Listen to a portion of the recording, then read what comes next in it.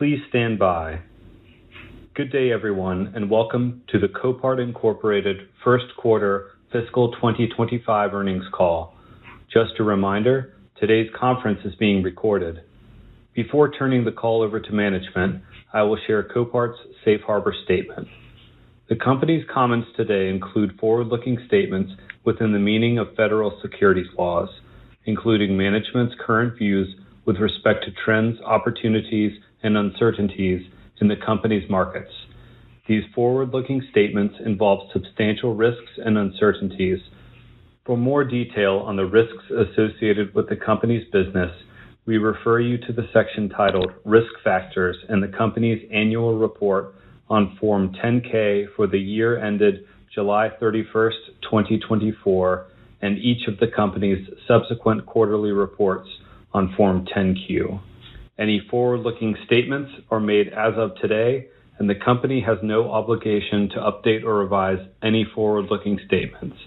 I'll now turn the call over to the company's CEO, Jeff Liaw.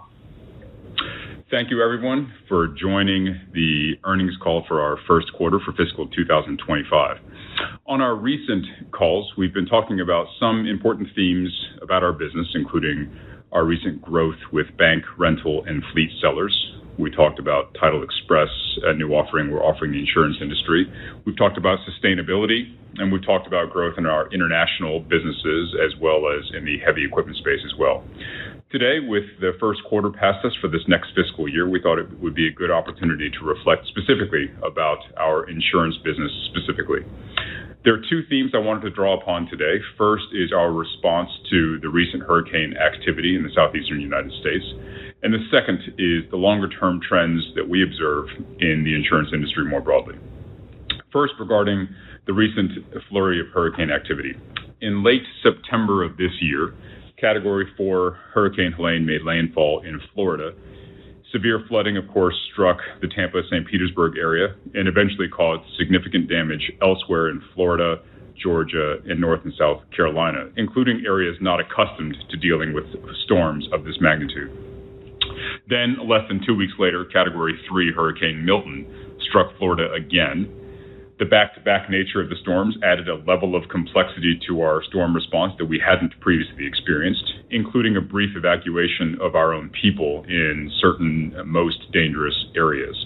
In comparison to Hurricane Ian, a similarly scaled and located storm from just 2 years ago, our advanced preparation and our team's execution this time around yielded still better results, with approximately twice as many vehicles picked up in the first 10 days of these 2024 storms in comparison to Ian in 2022. As always, our emphasis is on retrieving, processing, and selling vehicles as quickly as we can to help restore the communities in which we do business back to their prior state and to assist our clients, the major insurance companies, in resolving their claims with policyholders as quickly as they can. To that end, by the end of October, just 3 weeks after landfall for Milton, we had sold approximately a quarter of all of the assigned vehicles we would ultimately receive from both Helene and Milton. In fact, according to one third-party source, 3 out of every 4 catastrophic units sold in Florida during the month of October were sold on Copart's auction platform, a reflection both of our presence as well as the speed of our execution. This go-around, our proactive storm preparation was marked by 3 pillars. First, the dedicated owned storage capacity that we hold in reserve for storms of this nature, representing nearly 2,000 acres nationwide and approximately 1,000 acres specifically for the Helene and Milton areas alone. Second, our technology and logistics teams have deployed real-time tools that serve both our own people as well as our third-party towing network, as well as our own employed drivers in optimizing routing and optimizing dispatch for the rapid retrieval and movement of vehicles through our network. And finally, our industry-leading contracted and full-time towing and transport network, which we have steadily built up over the years, was able to respond with unprecedented speed in this instance. I've already had an opportunity to do so face-to-face with many of the Copart employees, but we again wanted to extend our heartfelt gratitude to the more than 1,200 folks and their families who sacrifice for days, in some cases weeks and months at a time, to work in challenging conditions, to work long hours, to assist, again, our clients, our people, and our communities. Turning our attention to our insurance business more broadly. Our insurance business grew approximately 13% for the quarter in unit volume. When excluding the effect of catastrophic events, we grew 9% year over year for the quarter. Total loss frequency was certainly one of the major catalysts we experienced, with total loss frequency for the calendar quarter ending September 30th reported by CCC of 21.7%, an increase of almost 2% year over year. More broadly, though, we wanted to pause for a moment to reflect on longer-term industry trends. There, as you know, has been a steady drumbeat in the news media and in various company announcements on accident avoidance technologies and autonomous driving rollouts over the past decade plus. And in addition, we've encountered a number of inquiries in recent days from investors and other interested parties on this subject as well. Our answer here will be especially U.S.-centric, but the takeaways, I think, are broadly applicable to the markets in which we do business. We all, of course, draw inferences from our own empirical experience. The cars we drive, we now experience more of the safety technologies in the form of lane departure warning systems that buzz our steering wheels, rear cameras that we probably all use when we back up our cars nowadays. And many of us have also taken rides in autonomous taxis within the geofenced areas in which they're operating today. We think there's also insight to be derived, however, from multiple decade trends that we can observe in actual data. There are four factors I wanted to draw out today, and then a secondary consideration I wanted to offer that inform our perspective on the long-term organic growth trends in our business. The first is simply population growth. Since 1960, population in the United States has grown at 1% compounded, which sounds like a fairly modest growth rate, but over a time horizon of that scale, our population has almost doubled in the United States. The second consideration is vehicle miles traveled, which over that same horizon, plus or minus, has grown at 2%. As a result, vehicle miles traveled over that horizon has quadrupled from 1960 to today, which is to say that ultimately vehicle miles traveled, as a country grows more populous and more prosperous, as the United States has done, generally outpaces population growth alone. We're all aware, of course, of the anomalous, very well-documented steep decline in vehicle miles traveled in 2020, courtesy of COVID-19. We are now above pre-pandemic peaks on this specific metric. If you were to look at a visual chart showing vehicle miles traveled over this 60-plus year period, I think you'd likely also conclude that we still have several years of return-to-work tailwinds ahead of us as more and more businesses implement those policies. The third phenomenon I want to comment on specifically is accident rates and their long-term trend downwards. So over the past 30 years, the Department of Transportation has published data on police-reported crashes. There is one anomalous trend from the 2014 to 2018 period, I think marked likely by the proliferation of smartphones and the addictive apps that certainly afflict us all, that caused accident rates actually to increase in certain years during that period.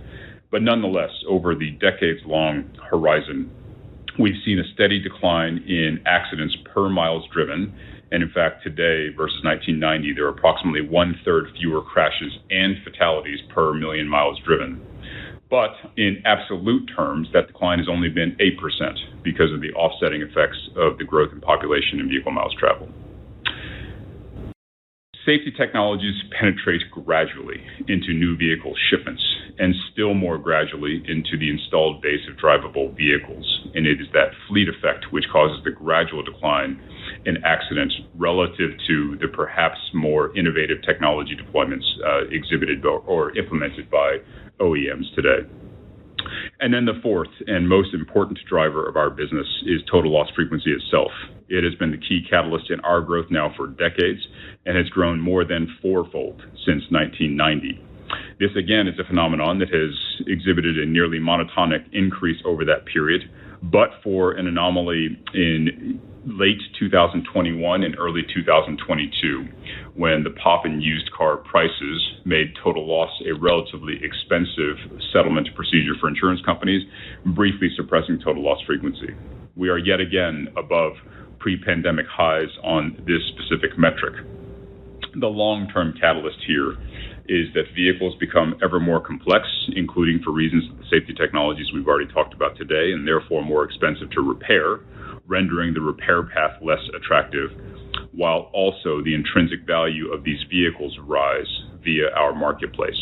We find still more buyers in places like Eastern Europe, Central and South America, Africa, and elsewhere, where their mobility needs are ultimately satisfied by our wrecked cars. The proliferation of safety technologies that drive accident frequency down, and by the way, there have been multiple rounds of these technologies over the decades, from anti-lock brakes in the 70s and 80s to the more sensor-driven technologies of today. But the proliferation of these technologies is not incidental to total loss frequency, but in fact directly causal. These technologies tend to be enabled by sensors and chips often configured on the perimeter of vehicles, rendering them quickly and easily damaged in an accident and raising the cost of repair as a result. Those cars, in turn, are still quite valuable to our destination markets as drivable contributors to the mobility in those markets. One additional secondary driver I thought was worth mentioning today is the phenomenon of uninsured, underinsured, and undercapitalized motorists specifically. On the point of uninsured or liability-only drivers, there is a very clear 30-year-plus trend downward, meaning over time in a market like the United States, insurance coverage generally becomes more robust. We do, however, observe cyclicality within that longer-term secular trend, driven in part by insurance premiums, the economic health of the country, and so forth. In the past year or two, in particular, the insurance premiums have generally increased at a pace, at a rate outpacing other components of the consumer experience, in part because of the natural regulatory lag in raising insurance rates. As a result, then, the liability-only plus uninsured motorists combined are a greater share of the drivable fleet than they had been in prior years. Again, the long-term trend here appears to be a secular trend downwards in any case. The upshot of all of the above for us is that as we look forward on a 5, 10, and 20-year horizon, our baseline expectation continues to be of ongoing organic industry growth as population and vehicle miles traveled trends, plus total loss frequency, most importantly of all, more than offset declining accident frequency as safety technologies penetrate new vehicle shipments and eventually the drivable fleet. We do expect perhaps more volatility from contributors such as used car prices, from severe weather events and the like. On both fronts, then, we're investing accordingly to ensure that we have the physical technology and people capacity to serve our insurance clients under any conditions. With that, I'll hand it over to our CFO, Leah Stearns. Thank you, Jeff. I'll begin with our first quarter sales trends. During the quarter, our global unit sales and inventory increased 12% and 6% respectively from the year-ago period, and was a function of growth in total loss frequency and share gains. Focusing on our U.S. business, unit growth was about 11%, which reflects fee unit growth of 11% and purchase unit growth of nearly 6%. Consignment or fee units continue to constitute the vast majority of our U.S. unit volume. Our U.S. insurance unit volume increased about 12% year over year and approximately 9% excluding CAT units. We continue to grow our volume with non-insurance sellers by leveraging our core capabilities in outdoor storage via our real estate portfolio, a strong network of logistics solutions, and a global liquid buyer base. We are also seeking to optimize the mix of non-insurance units from a profitability perspective as we continue to prune the low-value unit volume. During the quarter, our Blue Car business, which serves our bank and finance, fleet, and rental segment partners, continued its strong trend of year-over-year growth of over 20%. Our dealer sales volume, a combination of our Copart Dealer Services division and National Powersports Auctions, increased sales volumes by over 2% year-over-year, with CDS declining less than 1% and NPA increasing nearly 14%. and low-value units, including charities and municipalities, declining 4%. On a final note, our partner in the specialty equipment space, Purple Wave, has driven double-digit gross transaction value growth year over year for the trailing 12-month period ending October 31st, which significantly outpaces industry growth in the equipment auction marketplaces they serve. This impressive growth demonstrates the value of our partnership and what it brings to the market. Overall inventory levels in the U.S. increased over 5% and decreased by about 1% when excluding low-value and CAT units. In turning to our international business, we saw unit growth of nearly 16% in the quarter, including about 6% from CAT units due to severe floods in the UAE and Brazil, with fee units increasing about 16% in Q1 and purchase units increasing by just over 14% for the quarter. Our international business ended the quarter with inventory levels over 10% ahead of prior year. Global ASPs declined by less than 1% for the quarter relative to the year-ago period. Our U.S. ASPs continue to show resilience and are significantly outperforming the used vehicle market more broadly. While the Manheim Used Vehicle Price Index declined by about 4% year over year, our U.S. insurance ASPs declined by only 1% over the same time period and had a slight increase of about 1% sequentially. Internationally, ASPs increased nearly 7%. Turning to our financial performance, global revenue in the quarter increased to $1.15 billion, representing growth of over $126 million, or about 12%.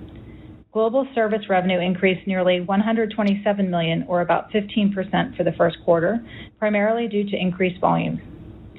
U.S. service revenue grew by about 13% for the quarter, which included 2% attributable to CAT units, and international service revenue grew by about 30%. Global purchased vehicle sales for the first quarter decreased less than $1 million, or approximately 20 basis points, while global purchased vehicle gross profit increased by about 72% in the first quarter. In the U.S., purchased vehicle revenue was up about $9 million, or about 12%, while purchased vehicle gross profit increased nearly $5 million, or about 77% for the quarter.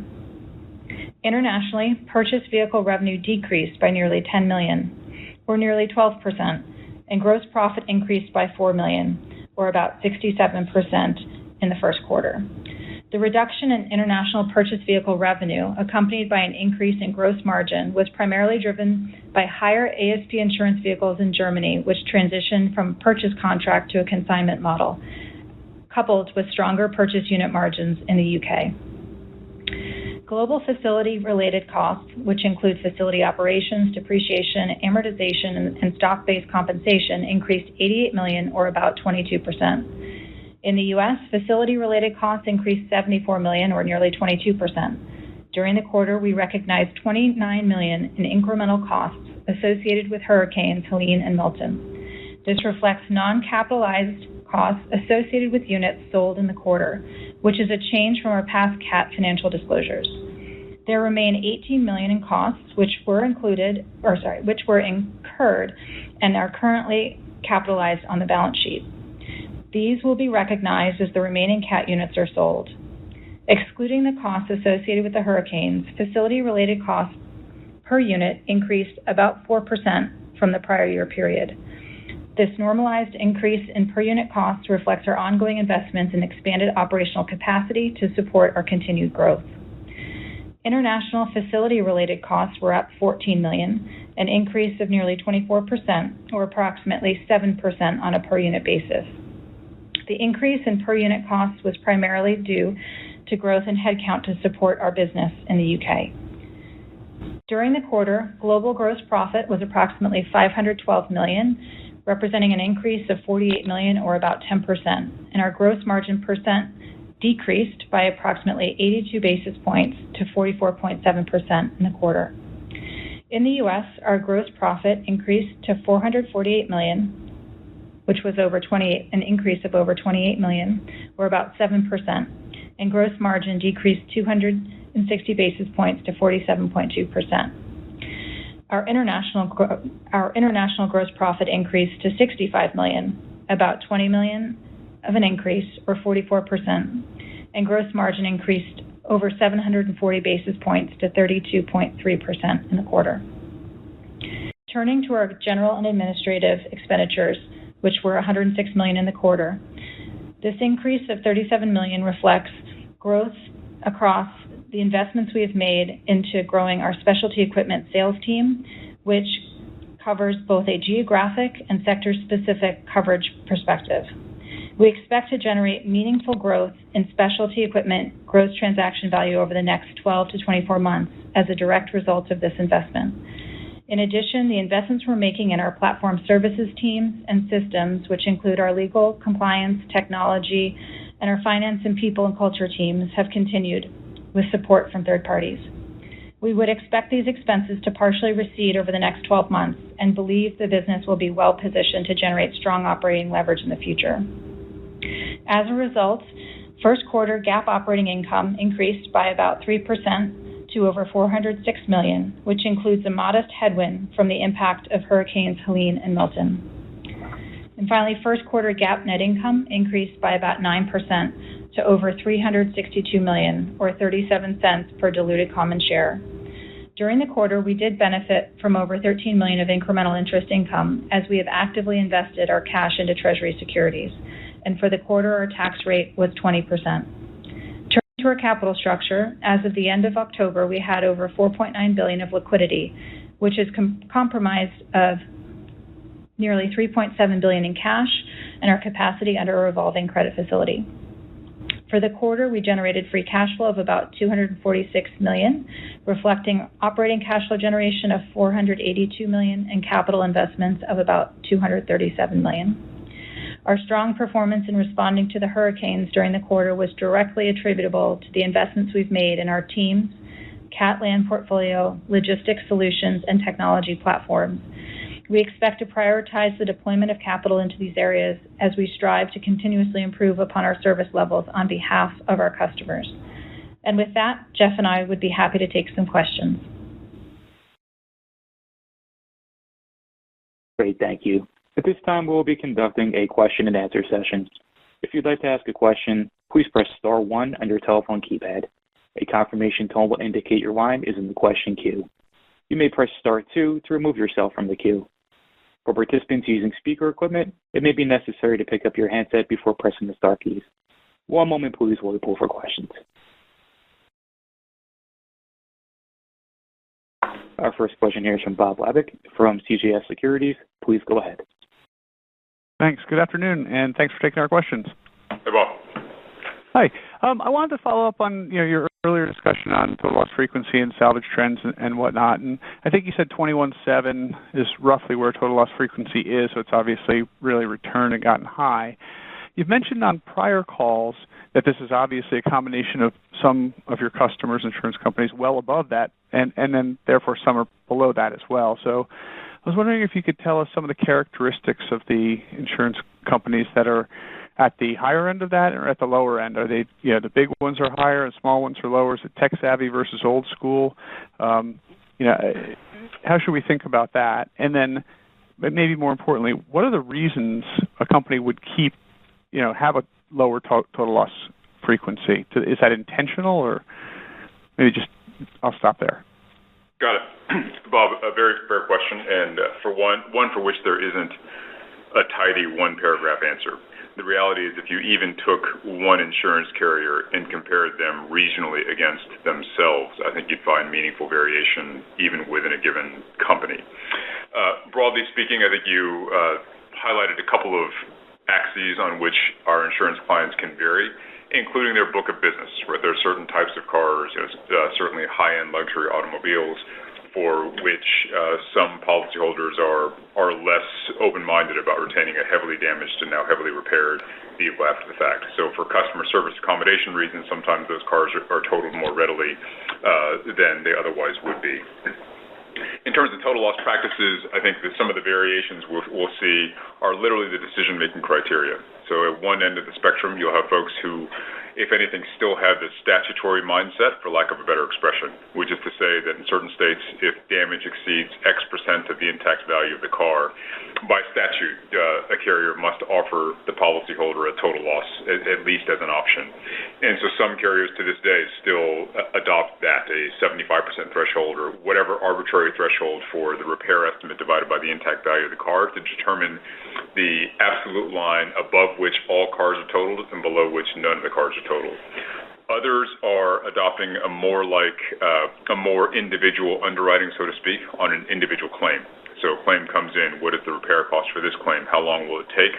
What will the rental charges be on this repair while it's in the shop? How much can we generate for that car at Copart instead? And they make an individual economic decision. Every carrier is somewhere on that spectrum, but as you noted, there's a huge dispersion among insurance carriers today, and we certainly provide them with a number of tools to help them make that decision better and help them make that decision faster. I think we've made strides in that regard, but certainly with many years of progress still to come. Okay, great. And then just one other question for me. Obviously, continued nice success with the Blue Car initiative there. With the reduction, the kind of near-term current reduction in off-lease vehicles, which I know you don't participate in really, but how does it impact the supply, if at all, of from your Blue Car customers, because there's less younger cars kind of going into the reconditioning market? Is this impacting the total loss frequency on the Blue Car area versus just the regular salvage cars, or have you seen any impact thus far? Are you expecting any over the next couple quarters? I'll take that one, Bob. Just in terms of how we see off-lease volumes impact our non-insurance business, it's more impactful to our CDS business, more of our dealer services. It's just the overall volume impact to the wholesale market and how that can influence pricing and unit availability.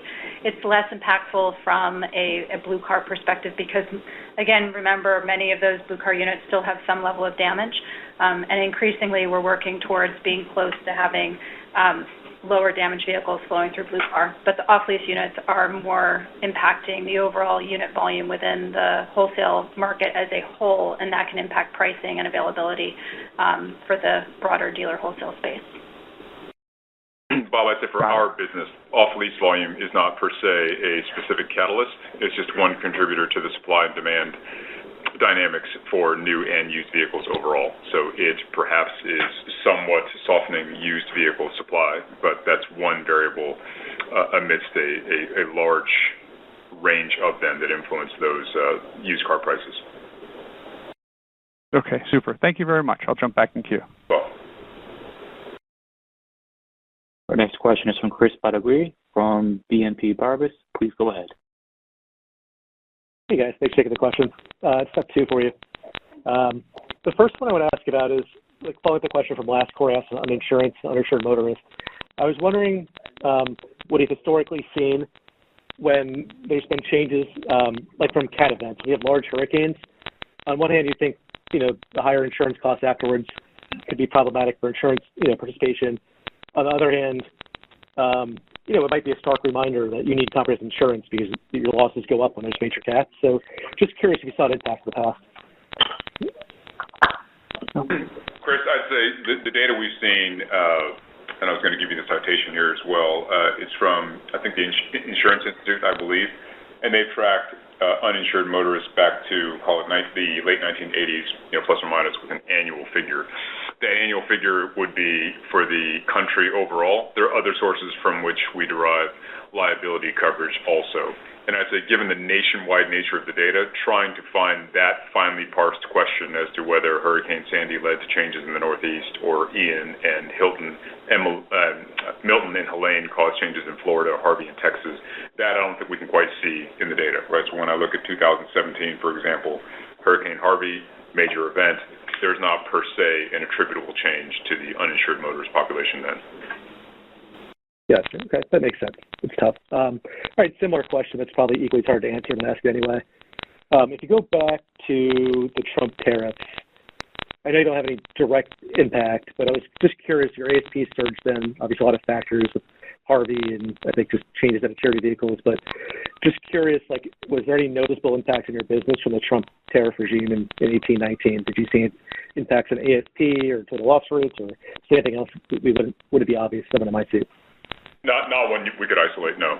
And I think even the nature of your question is probably looking forward, what it means for our business, and I think there are certainly elements of this that are unknown.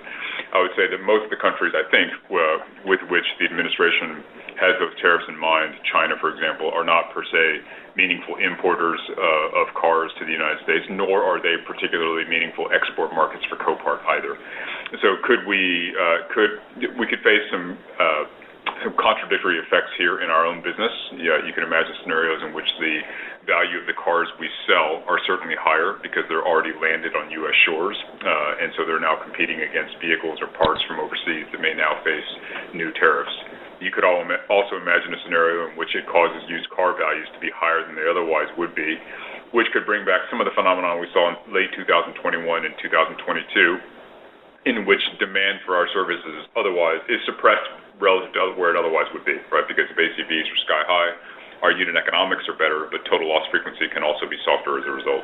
How that all plays out, over the course of the next 12 months, next 4 years, I don't think we know precisely, but I would say the last time around there was not a meaningful disruption to the business. Gotcha. Okay, thank you. Our next question is from Brett Jordan from Jefferies. Please go ahead. Hey, good morning or good evening, I guess. Question on the G&A. Lee, I think you said a lot of that $36 million was specialty sales team growth that might recede over the next 12 months. In the shorter term, do you expect to continue to build that up as you're focusing outside into the incremental markets outside of salvage, or are we sort of at a G&A spend level that you see flatlining? We'll be disciplined in terms of when we make those investments, specifically attributable to your point around the specialty sales team expansion. We're being opportunistic, and so to the extent that we find the right sales team members, we'll bring them on board. We have targeted areas that we're focusing on initially, but if there are opportunistic hires that we can make that make sense for us, we certainly will pursue that. That G&A investment that we've made, we've basically doubled the headcount in our sales team since the acquisition, and so it's a fairly sizable increase, and we're likely to digest that for a period of time, but I don't want to take anything off the table and assume that we won't be pursuing hires to the extent that we find the right folks. Okay, and then Jeff, you mentioned that 3 of 4 cars, CAT cars in Florida were going via Copart. I guess, how does that compare to your market share in Florida? Is it an example that you are just collecting and processing cars faster and they're languishing on competitors' lots? Sort of, how does that 3 of 4 cars? Yeah, I think that's probably speculation I'm not prepared to undertake in the moment, but I think it reflects, yes, our market presence there, and it does reflect speed. So I think our ability to process cars this time, both retrieve and have the salvage titles issued. To be fair, Florida is one of the more efficient states among the 50 in terms of how quickly they issue salvage titles back to us. So it's a function of all of those things, but I think we do perceive a competitive advantage in terms of how quickly we respond to catastrophic events. Is Title Express playing a role in that salvage title, or is it just the state is more cooperative than others? It can. So as I think we talked about last time, we're now managing the titles for approximately 1 million vehicles per year. So now it's a sizable portion of all the titles we process on behalf of insurance carriers. The salvage title issuance is the speed with which the state responds to us once we submit the original title. Our Title Express team can help determine how quickly we retrieve that original title. So their ability to do so, yes, yields a competitive advantage. Their ability to do so quickly yields an advantage in Florida and elsewhere. Thank you. Thanks, Brett. As a reminder, if you would like to ask a question, it is *1 to join the queue. Next question here is from Alice Lexwent from Baird. Please go ahead. Hi, guys. Thanks for taking my question. I think maybe the off-lease discussion kind of touched on this a little bit, but wanted to just hit on the dealer services side again.